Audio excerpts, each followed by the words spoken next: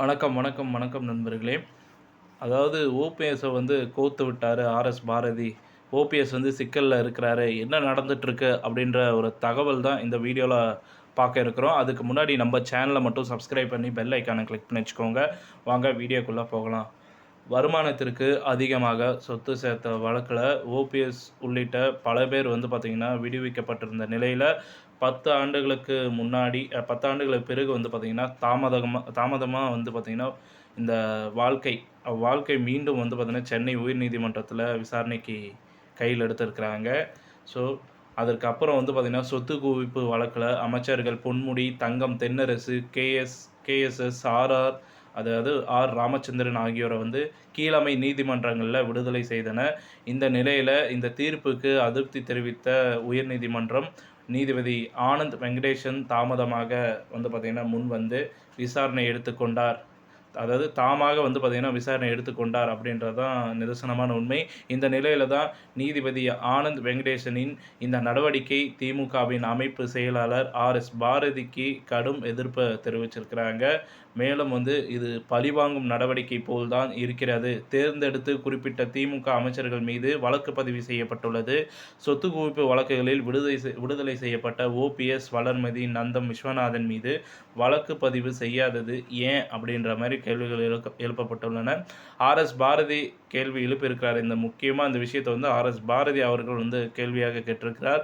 இது தொடர்பாக கருத்து தெரிவித்துள்ள நீதிபதி ஆனந்த் வெங்கடேஷ், ஆர்எஸ் பாரதி மீது நீதிமன்ற அவமதிப்பு நடவடிக்கை எடுக்க விரும்பவில்லை. சட்டப்படியான கடமையை செய்துள்ளேன் அப்படின்ற மாதிரி சொல்லியிருக்கிறாரு.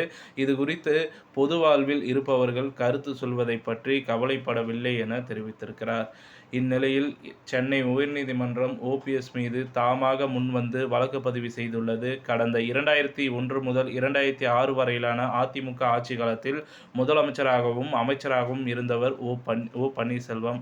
அப்போதைய காலத்தில் ஓ பன்னீர்செல்வம் தனது மனைவி ஜெயலட்சுமி இருக்காங்களே, அவங்களுடைய மகன்கள் ரவீந்திரநாத், ஜெயபிரதீப், மகள் கவிதா, பானு மற்றும் சகோதரர் உள்ளிட்ட 7 பேரில் பார்த்தீங்கன்னா, வருமானத்திற்கு அதிகமாக சுமார் ஒரு 1.72 கோடி ரூபாய் சொத்துக்களை வாங்கியதாக தேனி மாவட்ட லஞ்ச ஒழிப்புத்துறை காவல்துறை வழக்கு பதிவு செஞ்சிருந்தாங்க.